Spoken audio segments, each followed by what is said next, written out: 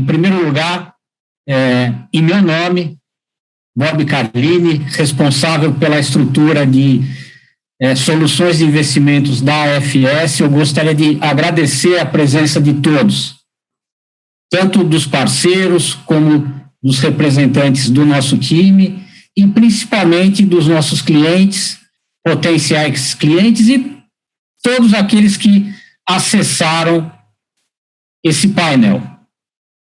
E eu não posso deixar de agradecer aqui de uma maneira muito especial 3 parceiros de longuíssima data.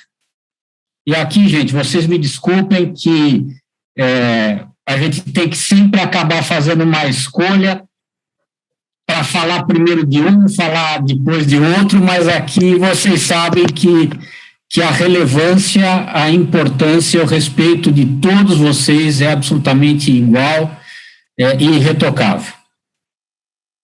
Agradeço ao Lovisotto, Fernando Lovisotto, CEO, sócio da 20 Partners, um profissional com mais de 25 anos de trajetória. Eu, pelo menos, conheço ele boa parte dessa jornada.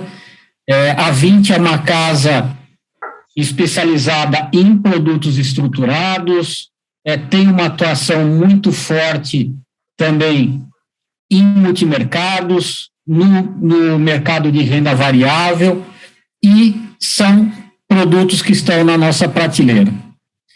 Gostaria de agradecer também o Guilherme Abud, CIO e um dos fundadores da Persevera.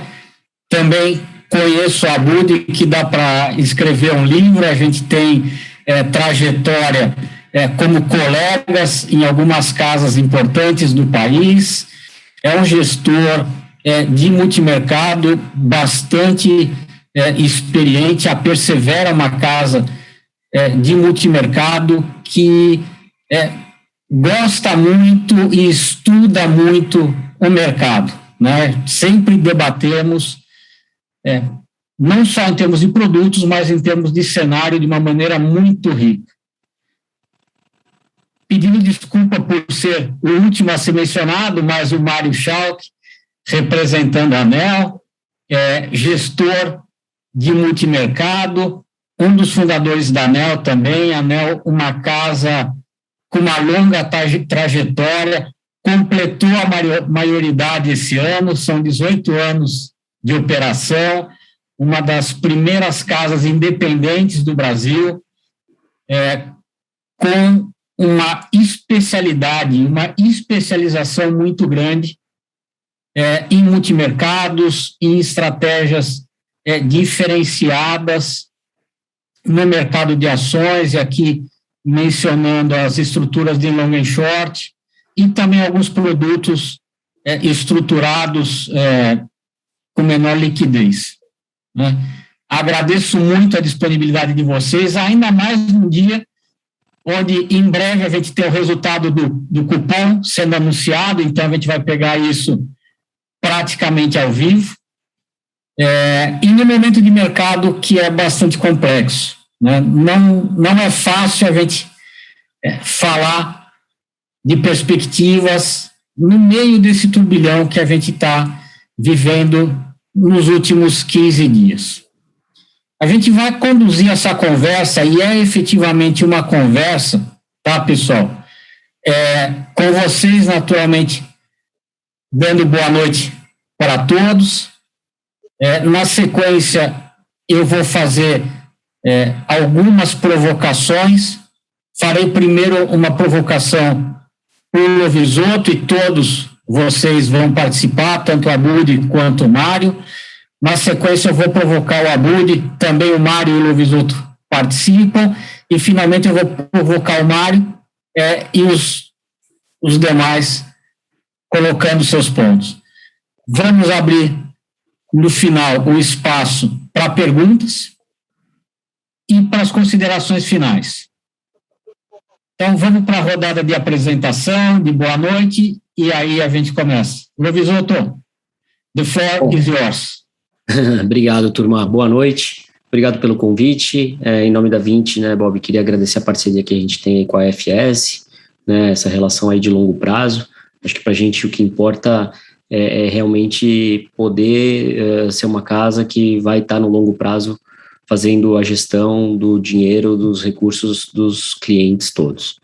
Né, a gente está com 12 anos agora, mais ou menos uns 57 bi aí sob gestão nesses 12 anos. Acho que um negócio importante que a gente considera assim relevante é o fato, como você apresentou a 20, né? O fato da gente já nascer fazendo a gestão de diversas classes de ativos diferentes. A gente acha que tem uma complementaridade e uma troca de informação que para o mercado acaba sendo bem rica para a gente poder estar tomando as decisões, né? E do outro lado a gente tem esse cuidado grande com o risco, que acho que é importante para o cliente. Né? Eu sou responsável pelas estratégias líquidas, então eu cuido dessa parte aí de bolsa, multimercado, previdência, que são produtos mais líquidos, e acho que um diferencial importante é que mais da metade dos recursos que a gente tem sob gestão são recursos de longo prazo, com prazo assim, maior do que 5 anos, o que faz com que a gente, acho que isso ajuda a gente a ter uma perenidade grande para o negócio e faz com que a gente saiba que a gente vai estar aqui de novo para o longo prazo, tá? Acho que é isso, e depois vamos trocar a bola aí sobre o mercado, que não anda nada fácil. E só para deixar todo mundo na mesma página, 150 pontos de alta mesmo no cupom. Exatamente. Já é insumo para a nossa conversa. Abud e, na sequência, o Mário, por favor. Obrigado, boa noite. Obrigado, Bob e a AFS pelo convite, pela parceria. A Persevera é uma gestora relativamente nova, focada em multimercados. Estamos aqui na estrada como independentes há 3 anos. Mas é uma equipe bem experiente, vinda de várias casas, mas principalmente boa parte da equipe vinda do HSBC, onde eu trabalhei com o Bob durante muitos anos, e depois da junção com o Bradesco, foi formada esta equipe que depois saiu e formou a Persevera. Então, é um grande prazer estar aqui. Vamos discutir temas interessantes. A Persevera se debruça bastante sobre algumas coisas mais estratégicas de longo prazo. Isso nos traz, de vez em quando, algumas visões bastante fora do consenso, um pouco polêmicas, tal, mas que a gente acha que é a forma de tentar achar preços ou teorias ou dogmas ou visões ali que estão mal precificadas, e a gente busca esse tipo de estratégia para complementar nossa carteira. Tem vários tipos de posições, mas certamente posições ali derivadas de estudo profundo e visões não consensuais é uma parte importante do nosso DNA, e acho que hoje vai dar um debate bem bom aqui.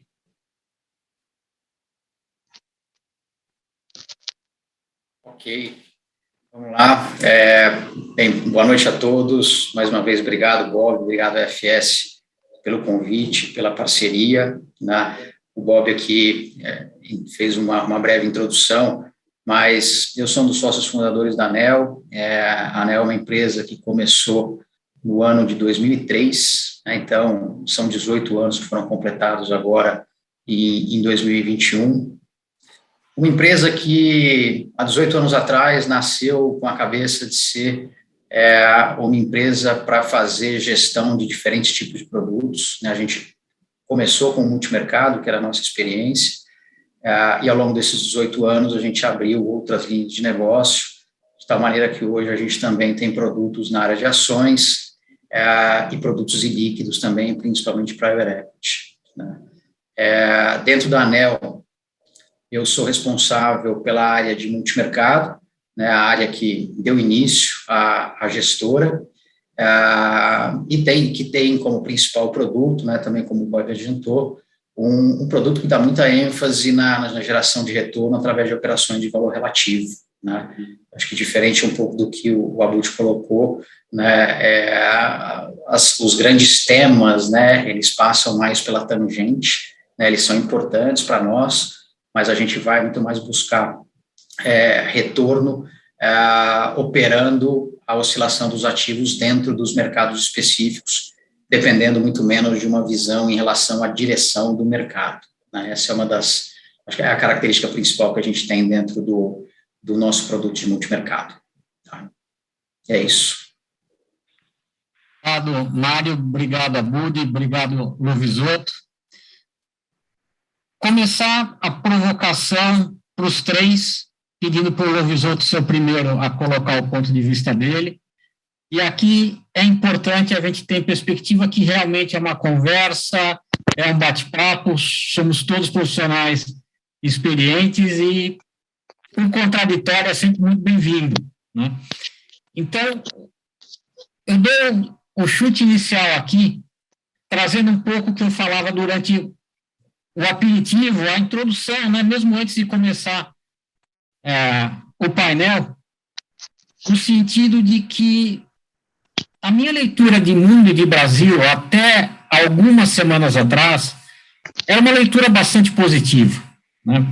Riscos existiam, incertezas existiam, perguntas com mais de 2 respostas existiam, mas parecia haver uma convergência no sentido de o mundo aceitando que teremos um crescimento menor, teremos um patamar de preços mais alto, portanto, a inflação ela deve permanecer por um tempo. A questão do choque de energia, a gente sabe que tem um aspecto sazonal nessa história. Enfim, a gente vinha de um ritmo de atividade lento, de repente acelera muito rápido, logo vem inverno no hemisfério norte, enfim. Vários fatores, flexibilização para acontecer em algum momento nas economias centrais, como Estados Unidos e Europa, mas isso parecia muito bem digerido pelo mundo, né? Uma volatilidade, uma incerteza de curto prazo, mas bons indicadores, dando um certo conforto para a gente falar assim, posso respirar e começar a seguir meu caminho novamente.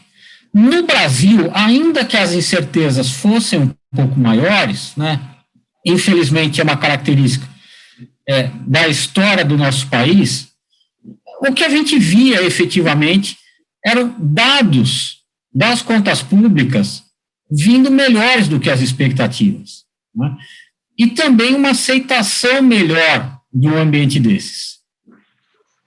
A questão de teto de gastos, ela sempre foi uma preocupação, mas a gente vê que ela funciona muito bem, ela sempre resistiu muito bem. A questão de inflação / taxa de juros, havia um desconforto, mas a coisa estava caminhando num ritmo que parecia ser bem digerido. Que a gente teria uma revisão dos auxílios também parecia normal.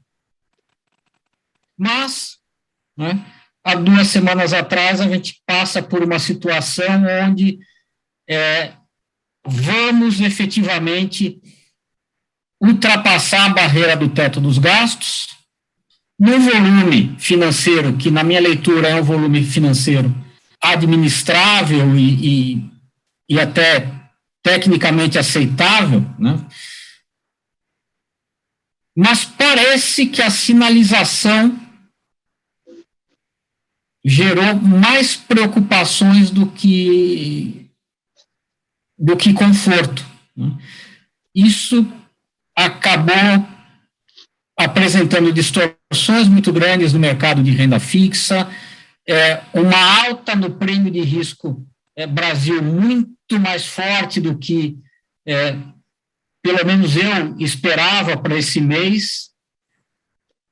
No final das contas, a gente tem um mundo bom, um Brasil com indicadores que no seu composto não são ruins, mas parece que a gente saiu do trilho novamente.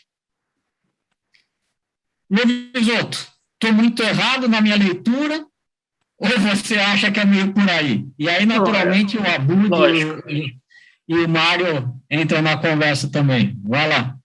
Então, vamos começar aqui, depois o Mário e o Abud dão as visões deles, mas, assim, a nossa leitura até então era até parecida, bem parecida com essa sua, tá, Bob? Eu acho que o mercado vinha caminhando nessa direção, né? Assim, o mundo externo numa fase ainda boa, de muita liquidez, crescimento global sincronizado e que gerava um impulso, assim, de alta para os ativos de maior risco. Isso que a gente tem visto, ainda acho que segue o jogo.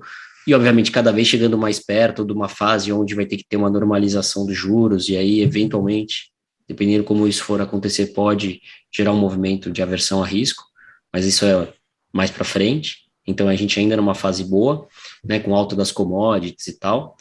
E aí, aqui, num cenário assim, sempre com risco, mas a gente achava que era um risco administrável. Então, a gente achava que o pessoal ia dar um jeito de fazer o pagamento dentro do esperado, sem respeitando o teto de gastos e sem nenhum problema muito grave do lado fiscal.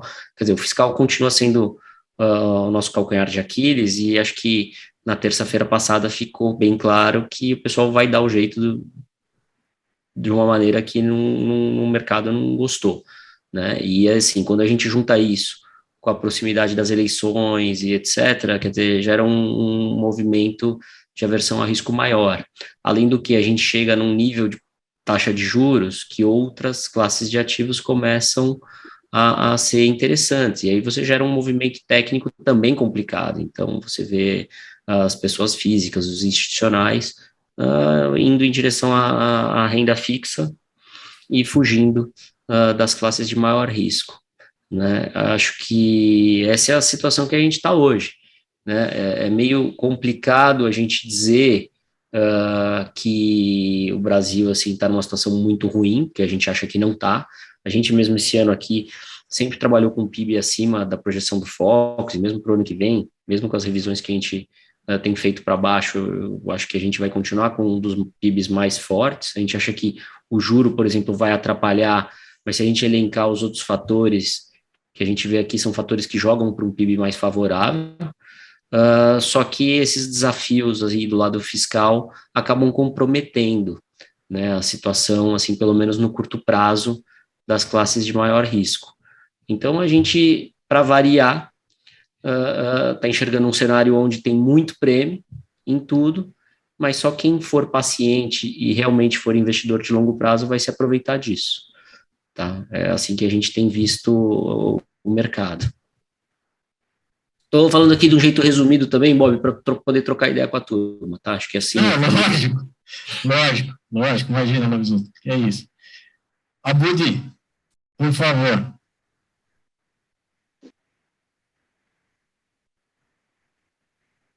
Você está com o microfone fechado. Agora sim. Obrigado. Se alguém falasse para a gente, em novembro, dezembro do ano passado, que um ano depois, ou quase um ano depois, a gente teria a população quase toda vacinada, o PIB cresceria 5%, e a dívida PIB, que chegou-se a projetar 96% do PIB, estaria em 81% do PIB, acho que todo mundo aqui ia chutar que a Bolsa ia estar em 150 mil, que o câmbio ia estar em 4,70 e que a curva de juros ia estar muito mais baixa, muito, né, num nível muito mais baixo do que ele está. Então, que diabos aconteceu? Né? Por que é tão diferente assim? Porque não foi o mundo. O mundo está tudo certo. Né? A S&P está na máxima, o VIX está na mínima, né? A Treasury abriu lá no começo do ano e depois ela está por aí. Né? Então, não foi isso, foi Brasil. Né? A nossa visão aqui é a de que o brasileiro tem traumas quase incorrigíveis. Né? E esse ano juntaram estes três traumas e virou uma esquizofrenia. Né? O brasileiro tem um enorme trauma de câmbio. Né? O câmbio aqui, ele é o hospedeiro e o transmissor da desgraça no Brasil. Né? Tanto do período bom e do período ruim, né? A gente lembra bastante dele nos períodos ruins, né? Então, o brasileiro tem um tremendo trauma de câmbio. O brasileiro tem um tremendo trauma de inflação e desenvolveu, nos últimos anos, um tremendo trauma de fiscal. A gente acha que o começo dessa situação complicada que o Brasil está meio se afogando num copo d'água. Não precisava, né? Os nossos fundamentos não são nem de longe os piores fundamentos que a gente já teve. A gente já teve um país que não tinha reservas internacionais, hoje tem 350 bi de reservas. A gente já teve déficits em conta corrente insustentáveis, hoje não tem mais déficit em conta corrente. A gente já teve problemas, né? Tivemos 2 anos lá de recessão, de PIB caindo quase 8%, né? O ano passado caiu, esse ano voltou. Já fomos um país sem lei de responsabilidade fiscal, hoje tem lei de responsabilidade fiscal. Fomos um país sem teto de gastos, hoje tem teto de gastos, tem regra de ouro, tem um monte de arranjos institucionais, tem um Banco Central autônomo. E mesmo assim, a gente entrou no túnel do tempo e voltou para os anos 2000, para os anos 90, né? O Banco Central acabou de subir a Selic 150 basis points. A última vez que ele tinha feito isso foi lá em 2002, naquela loucura, né, em que o risco do país foi parar em 1.500 basis points e hoje está em 200 e pouco, e a gente está subindo os juros mesmo 150 basis points. Então, o que parece é que o brasileiro não consegue se livrar dos seus traumas. Mesmo o país tendo avançado bastante, assim, um país maravilhoso o Brasil nunca vai ser, né? Então, dentro daquela expectativa de ser um país um pouco melhor, um pouco pior, né? O Brasil nunca vai virar Argentina, né? E também nunca vai virar Suíça. Mas dentro daquele espaço de um país mais institucionalizado, um país um pouco mais promissor, acho que o Brasil caminhou tremendamente, né? Fez uma reforma da Previdência, fez o teto de gasto, fez um monte de coisas. Só que a gente não consegue se livrar dos nossos traumas do passado. Em vez de melhorar, está piorando. Então, a gente não concorda muito com essa visão de que, olha, o Brasil está caminhando a passos largos para o descontrole fiscal e todo o resto é consequência disso, né? Quando perguntava para a gente no fim do ano passado, falava, né, os clientes sempre perguntam qual é o grande risco para o ano que vem, né, para 2021, eu acho que a gente dava uma resposta totalmente diferente da maioria dos gestores. A maioria dos gestores, e é assim até hoje, falava que o nosso grande risco é fiscal. E a gente falava que não, não é. O nosso grande risco na nossa cabeça é um erro de condução de política monetária. E a gente acha até hoje que é isso que está acontecendo. O fiscal foi a fagulha, né? Que, olha que números que não conversam, né? A gente acabou de falar aqui que, olha, o mercado chegou a projetar, todo mundo, né? Dívida PIB de 96%, e ele está em 81%. Ou seja, a dívida do Brasil está 1,4 trilhões de reais melhor do que chegou a se temer. Menos pior do que chegou a se temer. E aí você tem uma situação de uma disputa por mais gastos num ano pré-eleitoral na casa de 40 bilhões de reais e tudo desancora, né? Por quê? Porque a gente tem um trauma tão grande em que tudo vai desandar, em que a gente vai voltar para uma situação de hiperinflação, de descontrole de variáveis nominais, que faz com que o mercado entre em desespero. E aí o Banco Central não conseguiu ser o provedor de estabilidade que se espera do Banco Central. Eu vou dar uma paradinha por aqui, porque acho que depois a gente vai entrar nesse assunto de novo, de outras formas, também para não ficar aqui falando sem parar. Mas eu acho que o nosso grande problema hoje,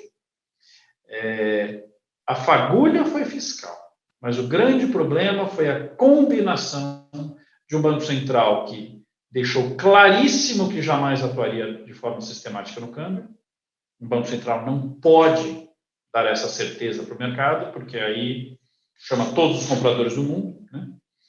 Num país que tem tão pouca tolerância a desvios de inflação, que tem o trauma da inflação. Então, ele disparou o trauma do câmbio, né? Vários países emergentes desvalorizaram as moedas perto de 10%, o Brasil perto de 40%, né?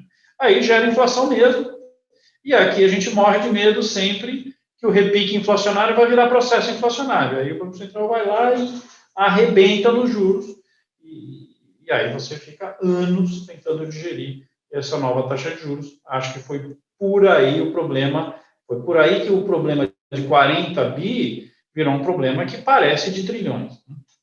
E desancorou o mercado de maneira absolutamente exagerada. Vou dar uma paradinha por aqui. Obrigado, Abud. Mário, por favor, suas visões, complementos e contraditório também. Fique à vontade, por favor. Acho que, começando com o cenário externo, Bob, acho que a tua descrição, eu estou alinhado com ela, né, no sentido de que o cenário, né, para o segundo semestre de 2021 era um cenário bom, né?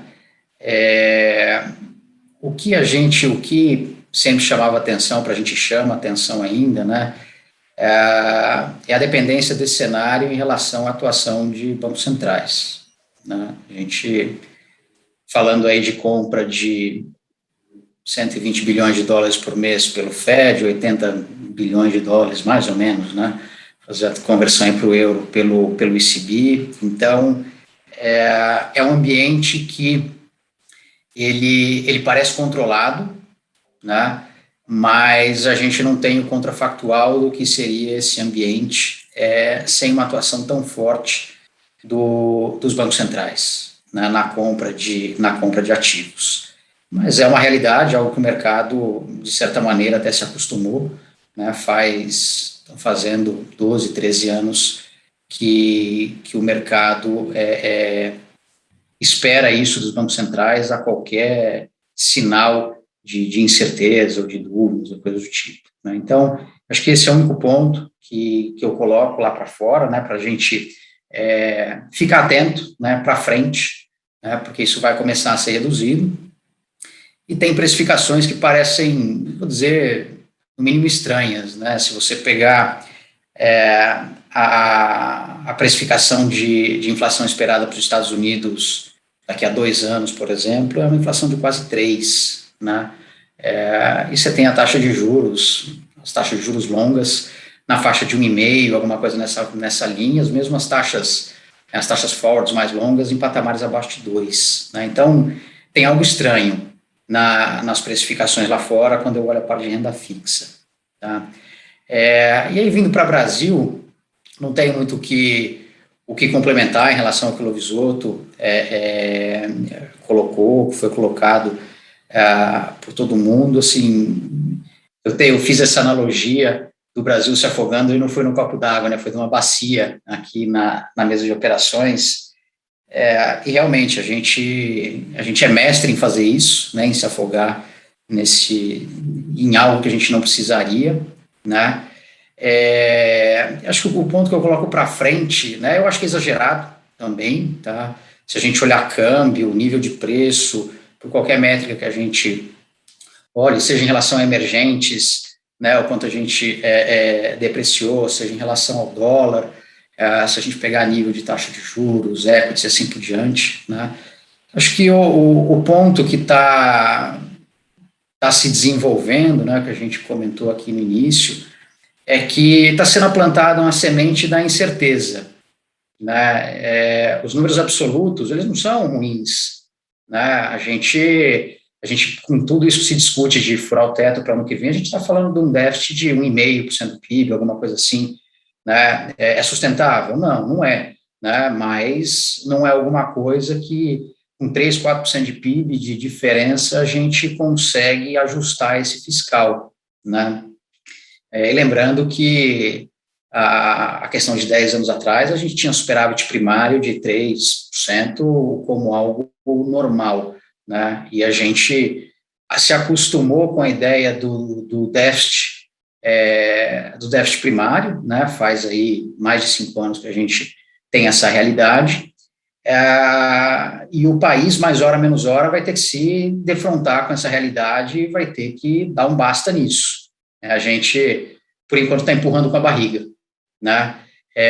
E, por enquanto, a gente tinha uma âncora para isso, e essa âncora, essa âncora deixou de existir, né? Hoje, a única âncora que tem é o Banco Central, né, com uma meta de inflação. É a única coisa que tem, o resto está solto, né? E ficando solto, né, com todos os receios que a gente tem, com o histórico que a gente tem, né, apesar de todas as melhorias, né, institucionais que foram feitas.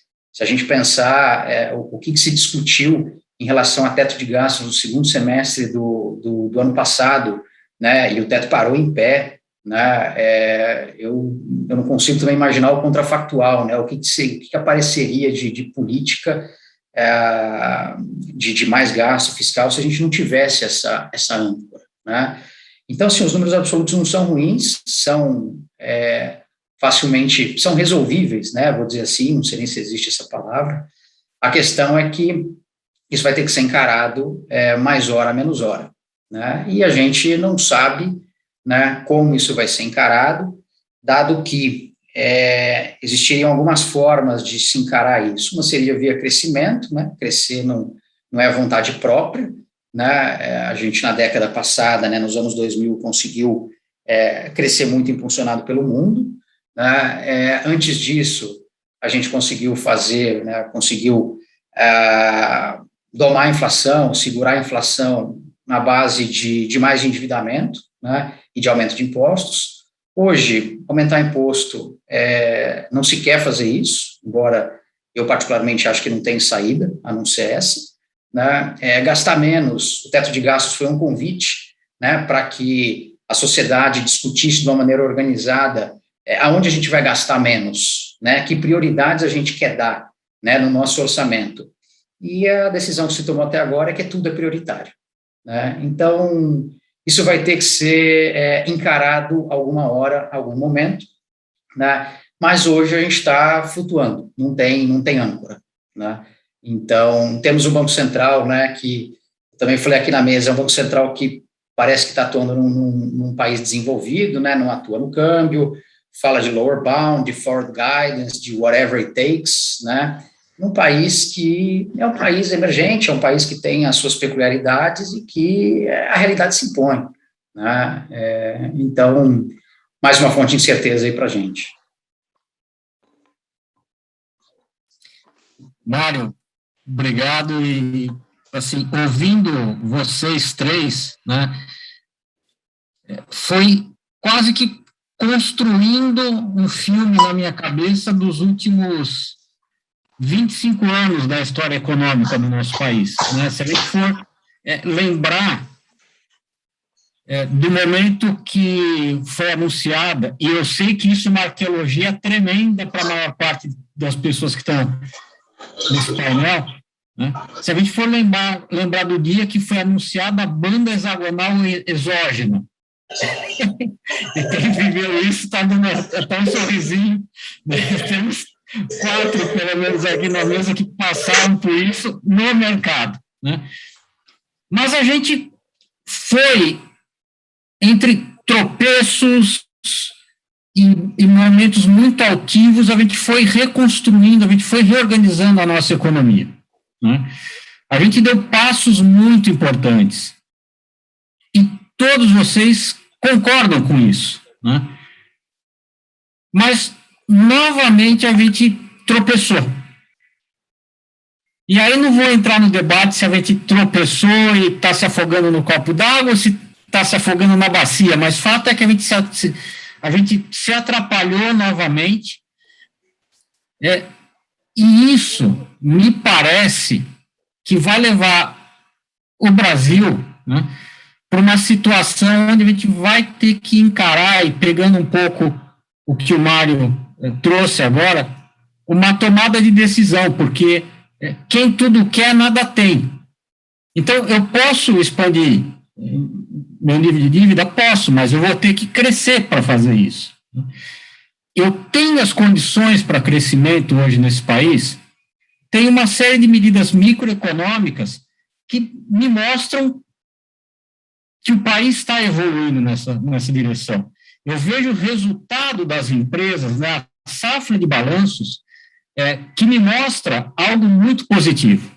Naturalmente, a gente pode discutir, debater se as grandes empresas foram, de alguma forma, favorecidas, porque as pequenas empresas estão sofrendo, mas, enfim, ao fim e ao cabo, há um ganho de eficiência no setor real da economia e que isso poderia ajudar a retomada de crescimento.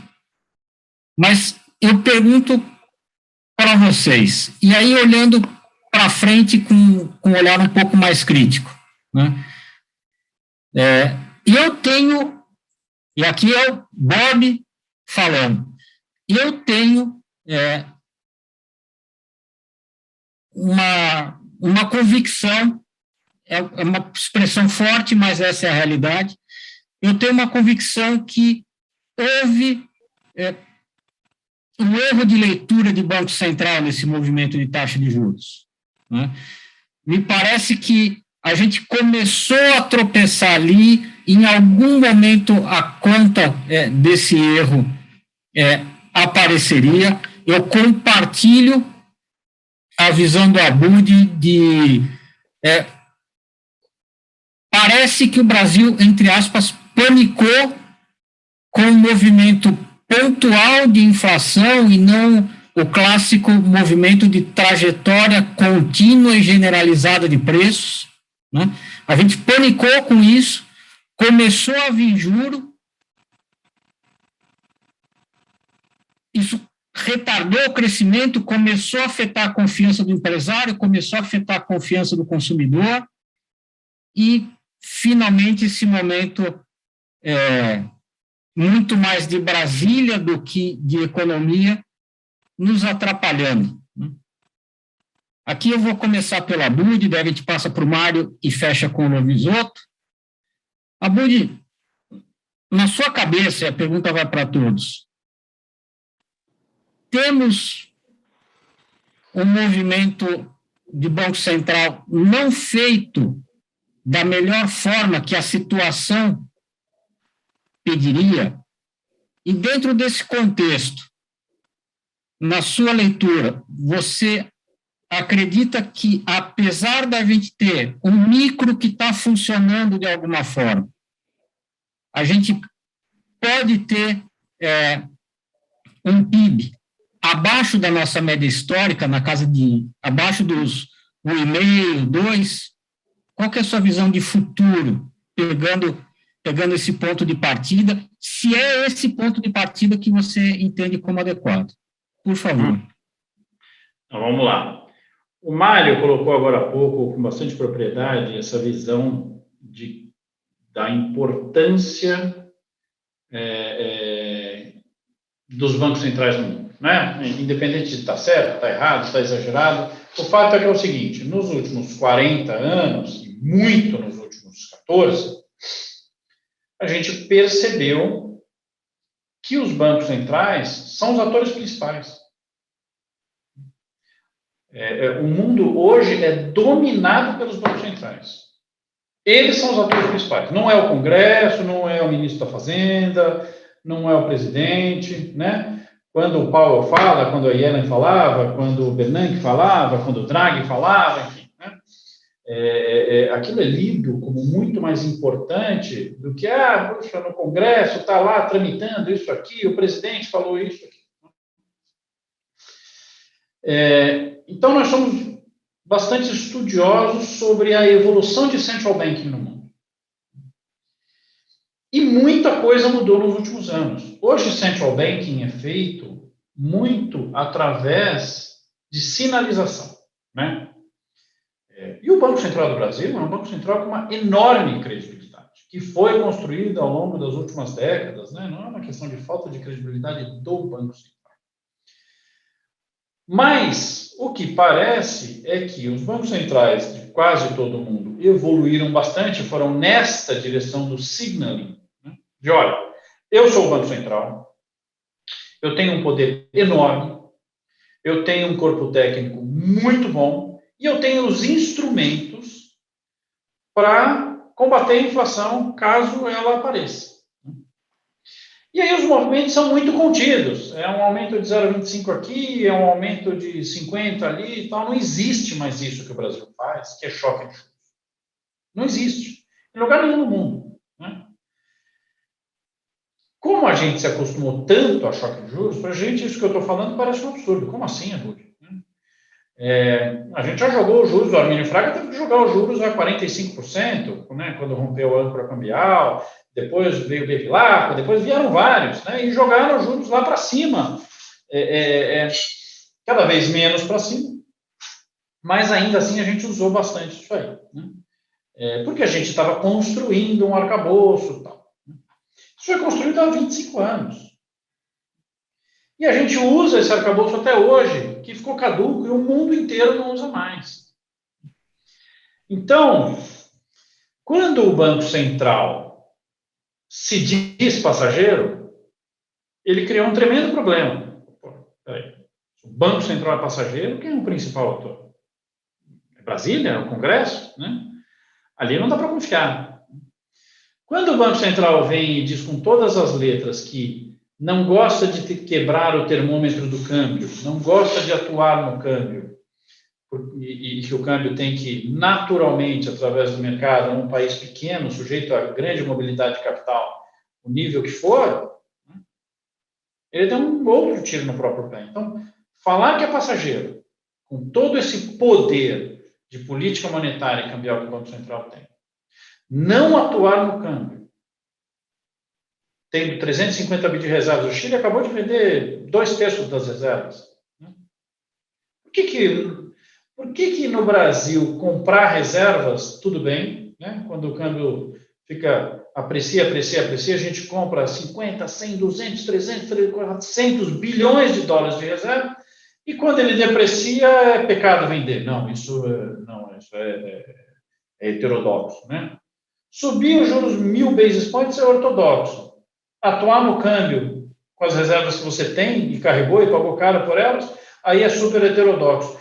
Então, a gente ficou preso num mundo que foi mudando e a gente não se modernizou. Claro, não estou falando que é difícil mesmo. O Brasil não é para amadores. Né? Então, como eu falei, acho que o fiscal... É claro que o Brasil tem um problema crônico fiscal, mas desta vez, o fiscal foi muito mais fagulha. E aí caiu ali na palha seca que o Banco Central, que este Banco Central, não só esse Banco Central, mas o Brasil se acostumou a pilotar, e aí virou um incêndio grande, que agora é difícil apagar. Né?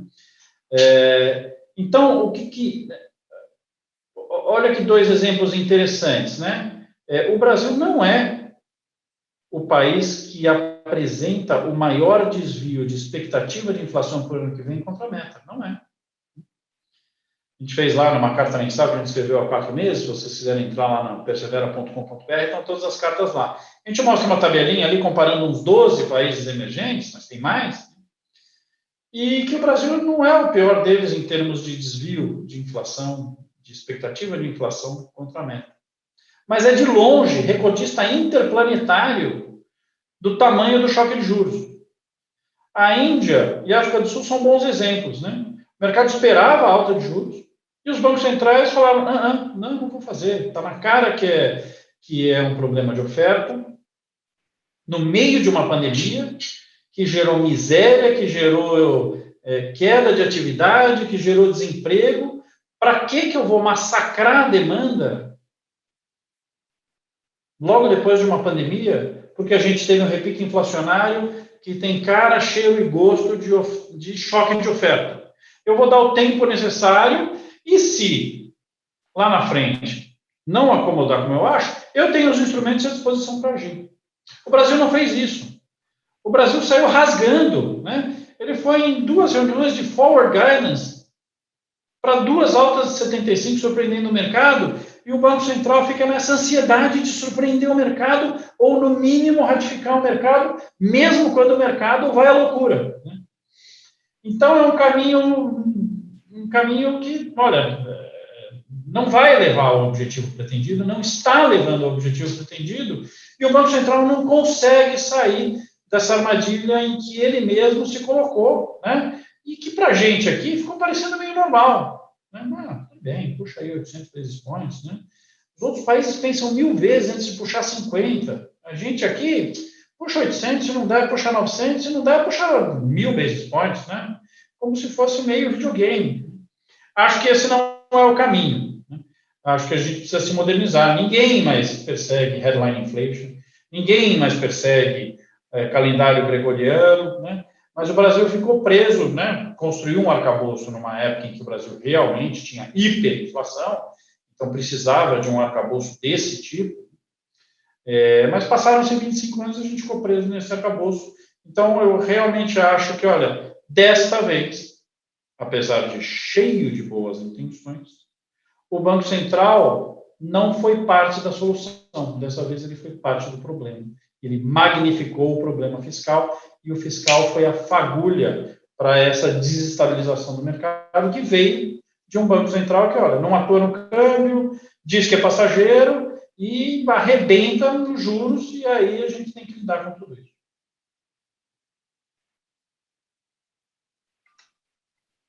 Obrigado. Acho que vamos sobreviver, mas... Não, vamos. Vamos sobreviver como a gente sempre sobrevive, mas o custo em termos de desestabilização do mercado e de crescimento econômico, a gente vai para a recessão no ano que vem. Não tem, será que vamos... A gente vai para a recessão no ano que vem. Não tem como.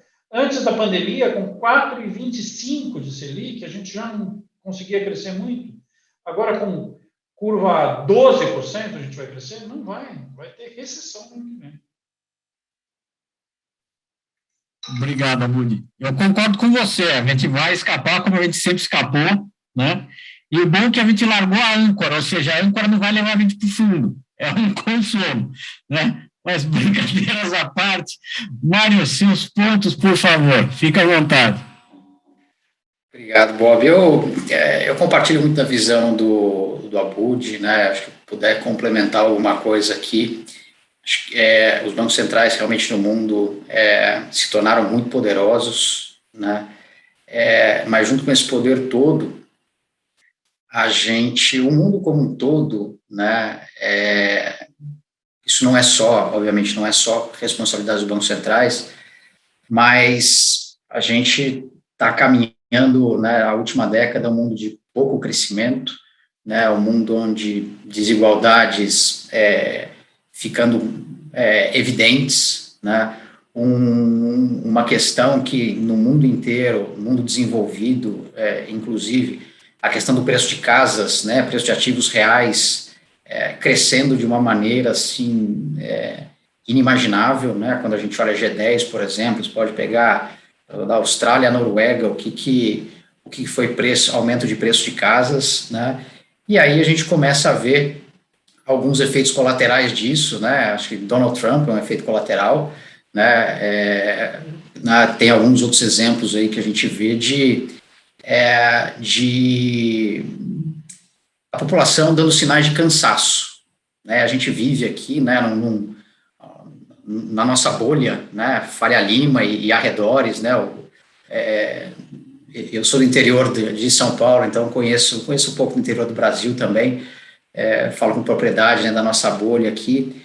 A população dando sinais de cansaço, né? E eu acho que o que a gente viveu durante a pandemia, onde os estímulos fiscais foram muito fortes, né, tão fortes que estão causando aqui uma inflação pontual, ajudando nesse sentido, né, os Estados Unidos, então, o estímulo fiscal que foi dado foi gigantesco. Acho que essa é uma questão que vai levantar, ou pelo menos na minha visão, deveria levantar questionamentos em relação a como se deseja oferecer estímulo para a economia, né, se é via taxa de juros, dado que já não existe mais taxa de juros, né? A política monetária se esgotou em boa parte do mundo que é relevante economicamente, ou então via fiscal, né? Então, acho que esse é um ponto que a gente pensa bastante aqui, mas é uma questão para prazos mais longos, tá? Não é alguma coisa para o nosso dia a dia, de curto prazo. Em relação a Brasil, né, a gente já mostrou a a nossa resiliência em vários episódios diferentes, né, de inflação alta, inflação baixa, desvalorização cambial e assim por diante. O país para em pé, né, é um case, eu acho bem interessante, né, como consegue parar em pé, mas a gente está vivendo no curto prazo essa situação que o Abud descreveu bem, né. Acho que tem um único país que é similar em relação a juros no Brasil hoje, o tamanho dos choques, etc., que é a Turquia. A gente tem um gráfico aqui que mostra taxa de juros antes e depois da pandemia, e inflação antes e depois da pandemia. Tem um único país que conversa com o Brasil, que é a Turquia, que é um país que institucionalmente é completamente diferente do nosso. Né? Vou pegar um gancho aqui no que o Abud falou também, né? O presidente lá demite diretor do Banco Central e por aí vai, é um país diferente, né? Níveis de inflação muito mais altos que os nossos, então é outro patamar, né, de problemas, né? E no curto prazo a gente tem vivido, né, com esse Banco Central. Eu vou até pegar um pouco foi uma frase do próprio diretor do Banco Central, né? A gente vai aprendendo, né? Você vai dando 100 basis points e vai aprendendo. Poxa, como a Abud falou também, a intenção é muito boa, acho que os relatórios de inflação melhoraram muito, né? Hoje os gráficos dos relatórios de inflação, eles têm escala, né? Eles têm números, né? Antes você tinha eixos ali sem números, você não sabia, né, o que significava, você sabia a direção. Então a intenção é muito boa, mas a execução, por tudo que a gente falou aqui, é uma execução que está trazendo uma série de problemas, tá? E aí a gente vai sofrer as consequências, vai aprender. Eu acho que o próprio arcabouço de metas, eu particularmente não sei se o Brasil, o que o Brasil vai ter que fazer para realmente ter uma inflação de 3,5% ao ano. Eu não sei se a gente, como país, tem condição de ter essa inflação. Países mais desorganizados como o nosso, acho que para mim a África do Sul é um bom espelho em termos macroeconômicos do que a gente tem, nível de dívida PIB parecido, né, um histórico de inflação alta. É um país que trabalha com meta de inflação na casa de 4,5%, com uma banda de 2 pontos para cima ou para baixo. Então, não sei se a gente, assim como o Banco Central está atuando como o Banco Central de país desenvolvido, né, se a gente não se impôs, né, uma meta bastante ambiciosa, né, sendo que só na mão do Banco Central ele não vai conseguir entregar isso. Ou para entregar vai ser a um custo gigantesco, um custo que a gente está vendo um pouco agora nessa virada de 2021 para 2022. Obrigado, Mário. Eu vi que o Lovisotto acenou a cabeça algumas vezes positivamente. Eu concordo com tudo que foi falado. Eu acho legal a visão assim do Mário de longo prazo. Também foi legal ele jogar o holofote lá para frente, porque, como eu falei, a gente enxerga isso aí como uma fase 2 que preocupa bastante a gente, né? Na hora que existia essa...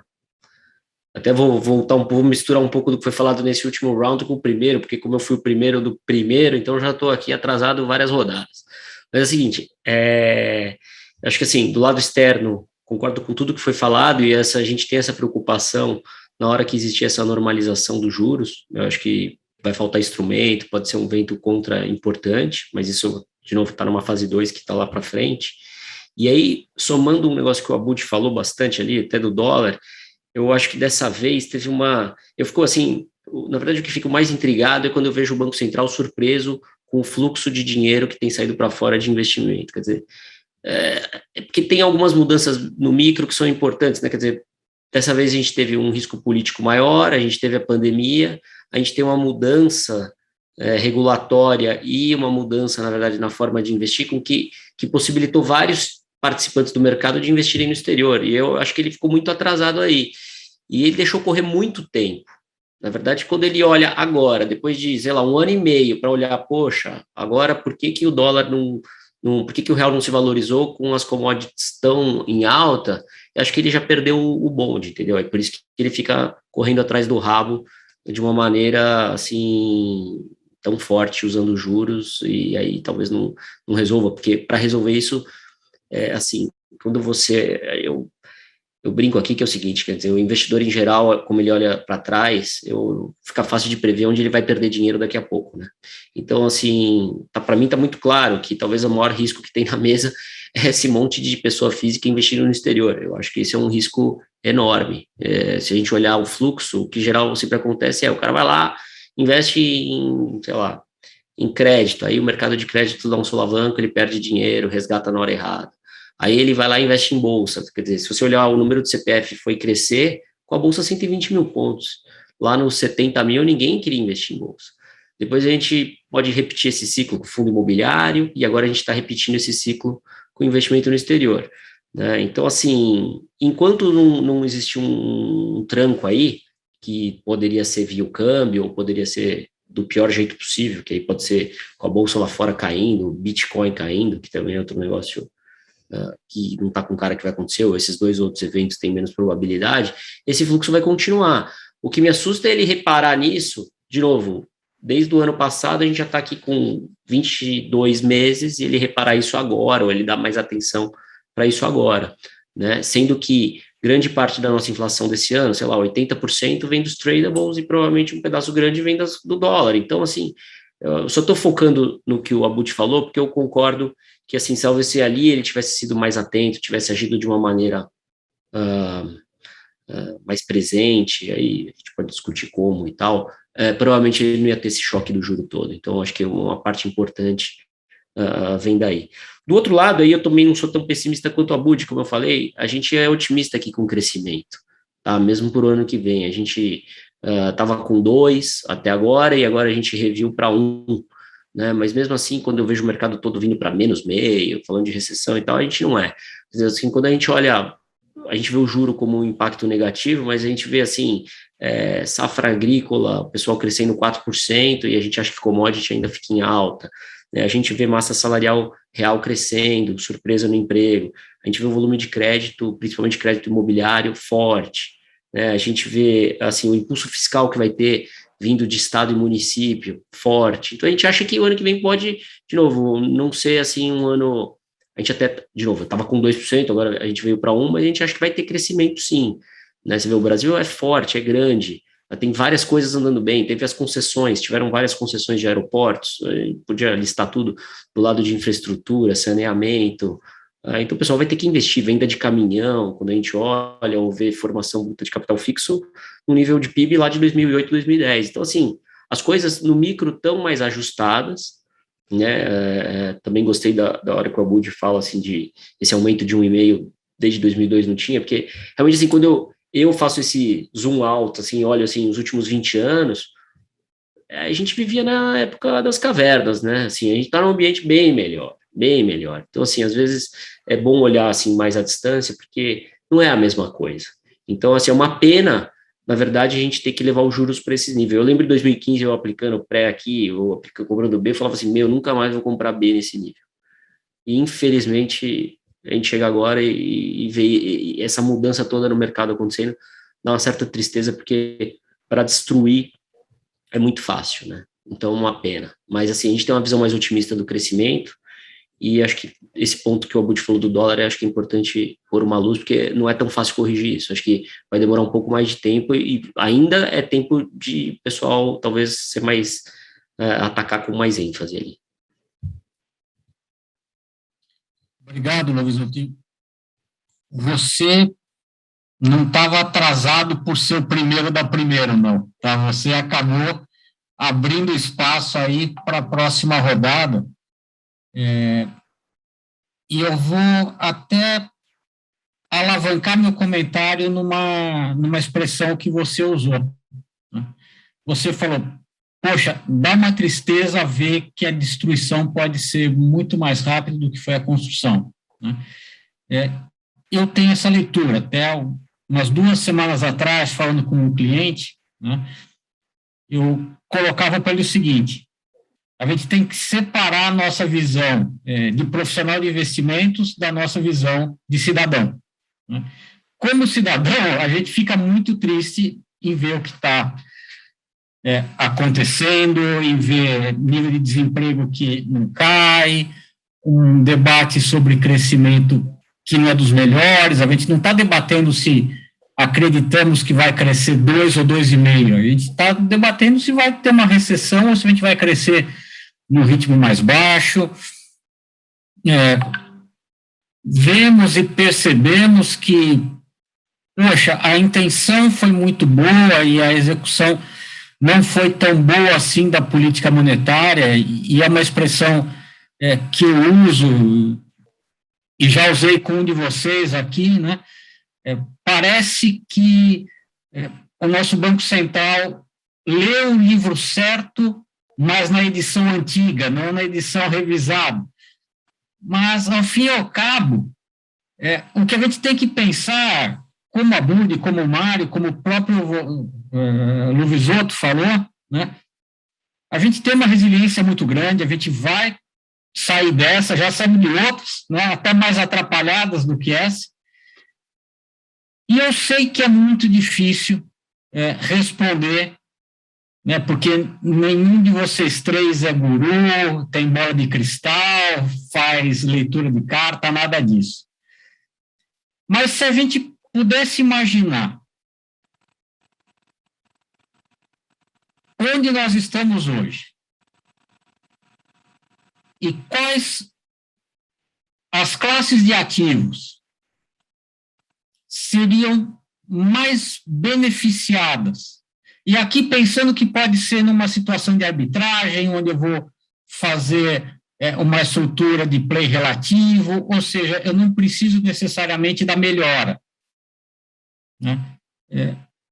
Como que vocês estão lendo o mercado para frente? E eu vou deixar essa pergunta difícil, infelizmente, para o meu amigo Mário começar a responder. Eu sei que não é a pergunta mais agradável, Mário, mas se você pudesse fazer um exercício agora, e aqui é brainstorm mesmo, um pedaço de papel em branco, né? Como que você encara as opções de investimento para o Brasil dos próximos meses? Sem data, sem efeito calendário, como a Budi usou a expressão, mas como que você vê? E não estou preocupado se é 1 ano ou 6 meses. O que você está vendo para frente em termos de classes de ativos e de possibilidades? Por favor. Olha, a pergunta ela é difícil e ao mesmo tempo ela é fácil, tá? É fácil no seguinte sentido. Para mim existem cenários binários. São 2 cenários. Primeiro cenário: o Brasil ele vai sair de controle, o Brasil vai virar Argentina, né? O Abud usou aqui o exemplo da Argentina, né? Eu acho que o Brasil dar errado seria muito parecido com a Argentina. Ele vai virar Argentina, né? Sim ou não? Eu acho muito difícil trabalhar com a hipótese do sim, tá? E mesmo assim, acho que tem condições, você consegue investir se protegendo disso, tá? E existe o não. O Brasil não vai virar Argentina, o Brasil vai continuar sendo o Brasil aí, né? Tem cara de México em algumas coisas, né? Tem cara de Argentina em outras e por aí vai. Respondendo não, né? E o Brasil continuando seguindo aí é o que eu chamo da parte fácil. Eu acho muito difícil não ganhar dinheiro com os preços de ativos que nós temos, tá? Eu estava pensando aqui um pouco antes da gente começar a conversar. Eu posso pegar desde ativos de curto prazo, pegar o prédio de 1 ano no Brasil, está 11,5%, tá? A gente pode ir para uma renda fixa mais longa, você tem uma taxa de juro real no Brasil de 5,5% para 10 anos, alguma coisa nessa faixa, tá? Se você for pegar alguma coisa um pouco mais, vamos dizer, buy and hold, pegar uma ação, né, a gente hoje, por exemplo, tem uma visão positiva em relação ao setor financeiro para curto prazo, né, taxa de juro alta, etc., papéis bastante descontados. Então, assim, tem uma gama de ativos que você pode escolher em que é muito difícil você perder dinheiro, você só vai perder dinheiro realmente se o Brasil for no sentido, na direção da Argentina. E aí, vamos lá, se você tem receio disso, o pré de 1 ano não vai te trazer um grande problema. O pré de 10 anos, se quiser ir nessa direção, uma taxa de juro real a 5 e pouco, vai te proteger desse cenário. Provavelmente uma ação de uma boa empresa na mesma linha, né? Então, assim, hoje, no mundo que não tem juro, no mundo que trabalha com juro real negativo, né, o nosso diferencial de juro real aqui, em relação ao mundo desenvolvido, é similar ao que a gente tinha quando nossa Selic estava 13, 14, agora está precificada perto disso. Mas não tem nada parecido com isso, né, em lugares, vamos dizer, em lugares que não são a Turquia, né, em lugares que institucionalmente, né, não são complicados, né. Então, a pergunta é difícil, mas ao mesmo tempo, assim, como é que eu formo minha cabeça, né? Pensando assim no investidor, como a gente, deixando lá do cidadão, né? Como é que a gente se aproveita disso? Acho que o Lovisotto colocou muito bem que eu acho que quem está alocando dinheiro agora lá fora vai perder dinheiro, né? Em reais ele vai ficar, ele vai perder dinheiro com isso, né? Eu entendo que como a gente está vivendo esse período de abertura, muito investidor não tinha nada lá fora, então está fazendo um processo inicial de alocação, né? Racionalmente faz sentido, o momento é horrível para fazer isso, né? Mas o dinheiro que ficar no Brasil, eu acho que é um dinheiro que tem que ir para risco, no meu ponto de vista, tá? Porque, assim, dificilmente não vai ser recompensado por isso, mesmo em casos onde a gente possa vislumbrar um cenário macroeconômico mais desarranjado ou coisa do tipo, né? Eu falei aqui de ações, falei de taxa de juro real longa, né, por exemplo. Então,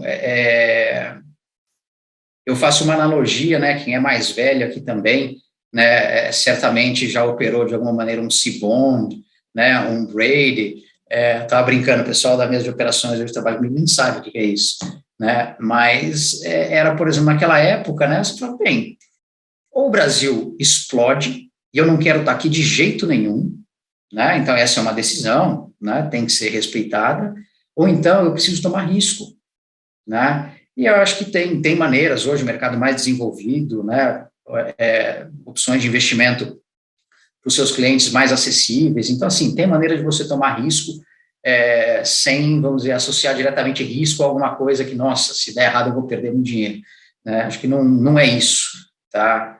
Então, minha resposta vai no sentido de que o cenário base, né, e uma grande probabilidade é que a gente continua sendo, né, a gente vai continuar sendo bipolar, né, a gente vira Suíça, depois a gente vira a Índia, a gente é bipolar, vai continuar existindo isso, e a gente está num bom momento para tomar risco, né, como alocação de carteira, como alocação de portfólio. Essa é a minha visão. Obrigado, Mário. Passamos agora para o Lovisotto e aí o Abud fecha a rodada. Bom, eu concordo com tudo que o Mário falou, eu vou somar algumas coisas, assim. Primeiro, em geral, né, nos anos que tem uma grande surpresa assim, de inflação, que nem esse ano, no ano seguinte, vou voltar no calendário aqui, gregoriano, Abud, mas no ano seguinte, a surpresa é negativa, quer dizer que os economistas provavelmente no primeiro dia do ano vão errar a inflação do ano que vem para cima. Sim, se a gente pegar pela história, é isso que acontece. Então agora, provavelmente, nesse momento, começa aquele monte de chute de inflação a maior, né, porque o cara fala, pô, já errei esse ano, não quero errar de novo. É isso que acaba acontecendo. E nesses anos, em geral, tem uma mudança grande assim, de reversão, de tendência de um monte de classe de ativo. Então, acho que esse é um ponto que é importante de todo mundo ficar atento. Né? Em segundo lugar, assim, desse lado de investimento, né, as pessoas costumam errar muito duas variáveis que são, assim, acho que talvez pelos efeitos aí, pelas razões históricas que o Abud falou, né? Mas, assim, as pessoas costumam errar duas variáveis, que é o horizonte de investimento e a necessidade de liquidez. Então, as pessoas, assim, sempre querem muita liquidez e, assim, encurtam muito o horizonte de investimento. E aí, provavelmente, o que acontece é que nessas horas, são as horas que, como o Mário falou, que é a hora que o cara tem que tomar risco, tem que rebalancear as carteiras em direção a mais risco, o pessoal foge do risco. Acho que essa questão cultural que a gente tem muito presente é um grande problema ainda. Melhorou, mas continua existindo e faz com que as pessoas tomem as decisões erradas, tá?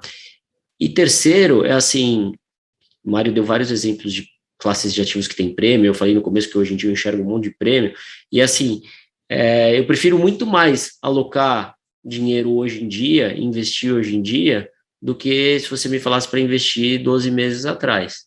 12 meses atrás era tudo binário, tudo muito complicado para você investir. Você não via tanto prêmio, você tinha um nível de juro baixo, você tinha um monte de coisa que estava esticada do ponto de vista de preço, era muito pior. Então, assim, hoje em dia é muito mais fácil de você montar uma carteira diversificada e que provavelmente vai ter um retorno bom no longo prazo, tá? Porque aí eu concordo com o Mário deu esses 3 exemplos, mas a gente pode ficar dando um monte de exemplos. Se pegar o exemplo de laje comercial em São Paulo, pode comprar o terreno, fazer o prédio, vai custar mais caro do que o preço que está lá dentro do fundo imobiliário, entendeu? Tem que saber escolher. Bom, e pode ir por aí em um monte de classe de ativo, e se você voltar 12 meses atrás, não estava assim. Tá? Então, acho que esse é meu ponto aí nesse assunto. Eu continuo, assim, acho que os portfólios de hoje para frente vão render bem. As pessoas têm que lembrar também de um outro risco, que é o risco de reinvestimento. Nessas horas, todo mundo encurta o horizonte de investimento e larga muito dinheiro na mesa. Tá? Isso partindo da premissa também, que o Mário colocou, eu acho que ele colocou bem, que o Brasil não vai virar a Argentina. Se virar a Argentina, aí a discussão é outra, aí virou outro caminho, que eu também não vejo muita probabilidade disso acontecer, tá? Temos pelo menos 3 que não enxergamos essa probabilidade. O Mário, o Lovisotto. Agora vamos ver o Abud, o que ele tem para dizer para a gente. Não, eu estou na mesma ponta. Eu acho que não tem nenhuma chance do Brasil virar Argentina. São países absolutamente diferentes, com instituições totalmente diferentes. Obviamente, temos os nossos problemas, e não são poucos, mas Argentina, Venezuela, isso aí são países absolutamente disfuncionais que foram se destruindo ao longo de décadas. O Brasil dá as suas escorregadas, mas não é isso aí. No final, eu vou chegar no mesmo lugar, talvez com colocações um pouquinho diferentes. Eu tenho 27 anos de carreira no mercado financeiro e talvez este seja o momento de maior dissonância entre o que eu vejo de fundamentos e o que está precificado no mercado. Realmente, eu não concordo com nenhum desses preços, né? Quando a gente estava lá na época da Dilma, a gente chegou a um múltiplo de bolsa parecido com o que a gente está agora, né? Mas naquela época, realmente, a margem de lucro das empresas foi absolutamente corroída. As empresas, né, se lambuzaram, deslumbraram e contrataram muito mais gente do que deveriam, e se endividaram muito mais do que deveriam, e abriram muito mais lojas do que deveriam, né? E acreditaram naquela ideia do crescimento perpétuo e mais alavancagem e tal, e depois elas foram destroçadas pela combinação de custos trabalhistas e custos de serviço financeiro e alavancagem. Hoje em dia não tem nada disso, né? As empresas estão super lucrativas, se reinventaram, se desalavancaram, se capitalizaram, focaram em negócios mais rentáveis, em controle de custos, em melhoria de margem, melhoria de processo. Então, as empresas brasileiras de capital aberto, as grandes, as pequenas e médias, estão sendo esmagadas, né? Porque essas não têm acesso a capital.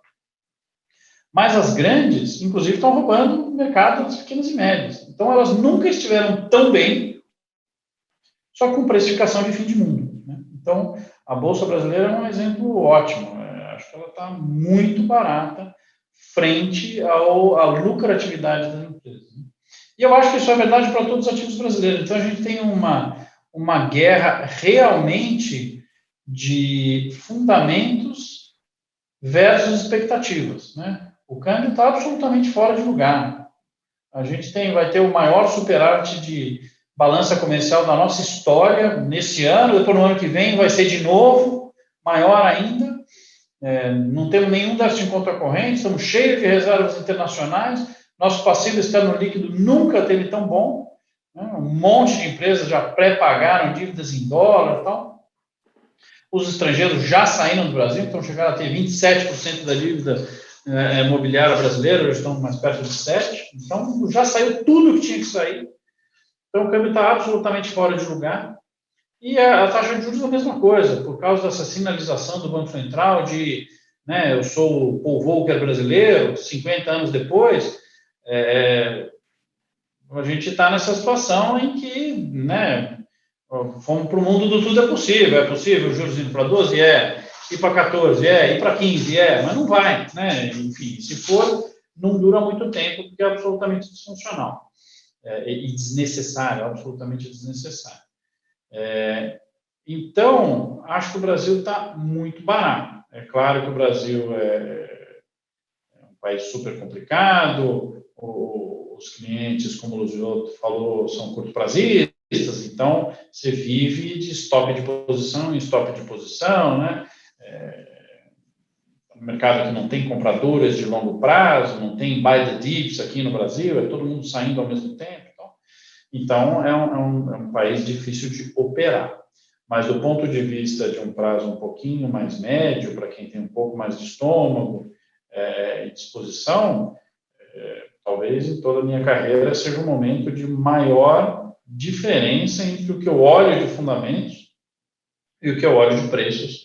Acho que está totalmente incompatível e daí virão grandes oportunidades de rentabilidades enormes, né? Vai ter empresa aí que dá para subir 120% nos próximos 2 anos, né? Enfim, tem bastante coisa boa. Abud, obrigado. Enquanto a gente vê se alguém quer fazer alguma pergunta via chat, e eu concordo integralmente com o que vocês três colocaram com relação a essa perspectiva, né? Me fez lembrar,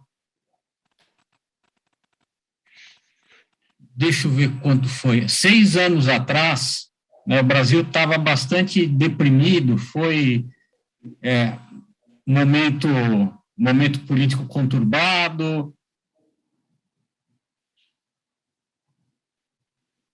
e eu realmente tomei uma posição de risco muito grande em termos de investimento, que foi praticamente zerar posições de pós-fixado e montar, e aqui não estou testando vocês não, tá, gente? Estou compartilhando realmente o pensamento e a concordância com vocês.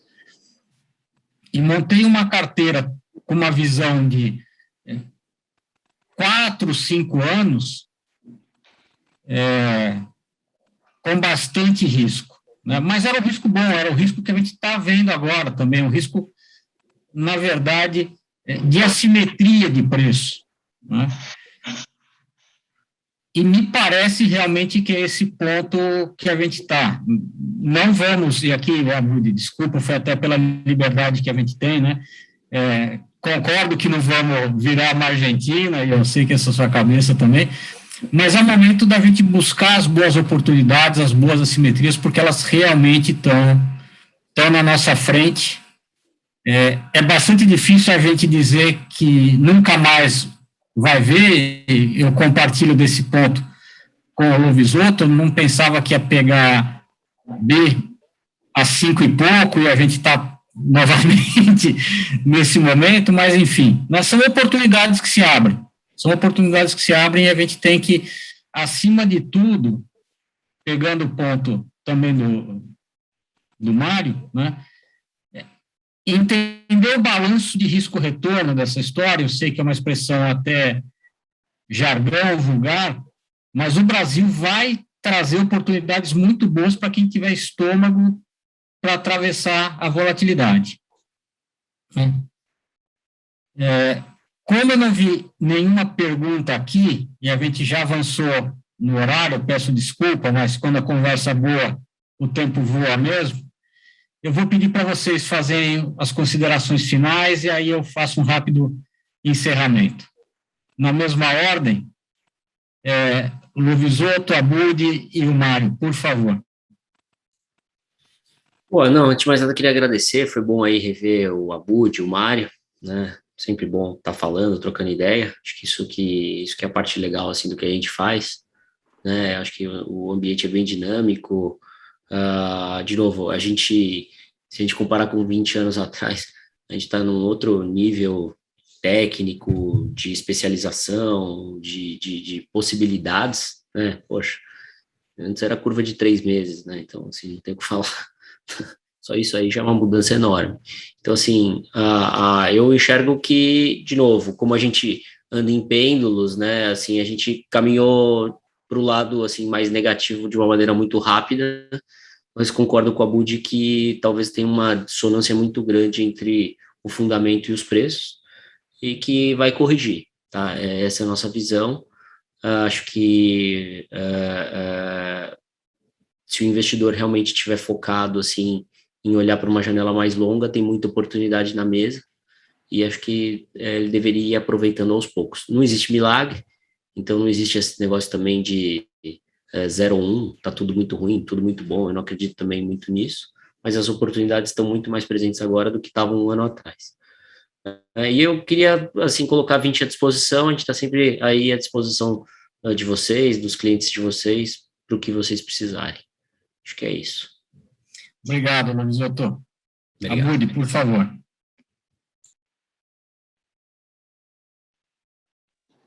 Vamos lá. Talvez uma colocação final, né, se eu puder dar um conselho, não se desesperar, né? A tendência humana é ficar muito pessimista quando os preços caem, né? George Soros fala bastante sobre isso, né? A teoria da reflexividade. Teoricamente, você deveria olhar os fundamentos e buscar ativos, né, que reflitam esse fundamento, que estejam baratos em relação a esse fundamento. Na prática, não é assim. Na prática, você olha os preços e deixa que os preços te convençam de que a realidade é espetacular ou é horripilante, né? E acho que é isso um pouco que está acontecendo com o Brasil. Não mudou muita coisa. Não mudou, né? Claro, teto de gastos, o Bolsonaro fala isso, o Guedes embarca naquilo, não sei o que lá. Sempre alguma coisa muda e é uma boa desculpa para alguma coisa.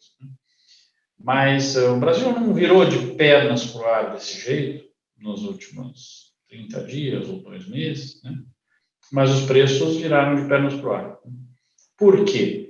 Porque é natural que o ser humano, e isso aí todo mundo sabe, estuda vieses, desde o Kahneman e tal, que é natural para o ser humano, apesar de não ser o certo, né, que ele olhe os preços e dali ele tire a informação do que é a realidade econômica. Então, é muito difícil para as pessoas olharem um câmbio a 5,60 e não achar que está tudo implodindo. É muito difícil para as pessoas verem a Bolsa cair de 130 mil para 107 mil e não acharem que o Brasil vai falir, né? É muito difícil para as pessoas olharem a taxa de juros subindo 800 basis points no ano, né? Curva de juros e tal, e não achar que, nossa, acho que dessa vez o Brasil quebra, dessa vez acabou, né? E não é verdade, né? Isso é um movimento de preços que não necessariamente reflete a realidade econômica, os fundamentos econômicos e políticos e fiscais. Tal. Então, um pouquinho de calma, porque os preços são assim, esquizofrênicos mesmo, eles vão do céu ao inferno e a gente cai nessa armadilha e fala, puta, então acho que está um inferno mesmo, porque se os preços estão assim e o mercado é eficiente, a gente deve estar virando a Argentina, e acho que a gente está bem distante disso. Obrigado, Abud. Mário, por favor. Eu, antes de mais nada, agradecer o convite, Bob, em nome da ANEEL. Eu não tenho muito o que acrescentar aqui, o que o Abud, o que o Lovisotto colocaram. Acho que a gente, nessa hora e meia, conseguiu evoluir bastante, né, na linha de raciocínio. Acho que ficou bem claro. Acho que está claro que as oportunidades estão aí na mesa, né, tem bastante dinheiro para ser feito. Com uma abordagem correta, né, quando você olha a liquidez, suas necessidades, seu apetite a risco, né, então tem uma oportunidade boa na mesa, né. Prazer em conhecer o Abud, eu não conhecia, né, e prazer em rever o Lovisoto. O Lovisoto acho que eu conheço há mais de 20 anos, né, éramos meninos há bastante tempo. O comentário deixou, acho que nós 4 um pouco chateados, tá, Mário? Mas, todos éramos meninos, Bob, todos éramos. Todos, né? Há alguns dias atrás, eu não me lembro quem agora falou, nossa, você está com barba branca? Eu falei, pois é, o tempo passa para todos nós. Mas, enfim, agradecer assim, imensamente a vocês 3 pela participação, pela colaboração. Eu não posso deixar de agradecer, e aqui vai de trás para frente agora, né, o Tarek, pelo apoio que ele nos dá no dia a dia, a disponibilidade, a maneira como ele conduz o relacionamento com o nosso time. Tarek, você sabe que você faz parte dessa construção também. A mesma coisa eu digo para o Abenza, que está sempre conosco. Na mesma hora que o painel foi provocado, ele já começou a se mexer, no dia a dia, falando de produto, nos mantendo municiados, fazendo o meio de campo com a 20, e o Marcão Iocota também, que logo que ele soube que a FS estava começando, ele já veio e já falou assim, pô, Bob, estamos juntos, vocês são parceiros de longa data, e agradecer, realmente agradecer muito. Eu acredito que foi muito rico esse debate, agradecer ao time, agradecer os clientes que participaram também. Espero que no próximo, quando a gente terminar, saímos pelo menos nós 7 para um jantar, para continuar a conversa de uma maneira mais animada, porque positiva ela certamente foi. Tá bom, pessoal? Muito obrigado pela participação, pelo tempo de vocês, e não tenham dúvida do prazer, do privilégio e da alegria que é ter vocês como parceiros no dia a dia da gente, com os produtos de vocês, alimentando as estratégias dos nossos clientes. Muito obrigado e sucesso a todos nós.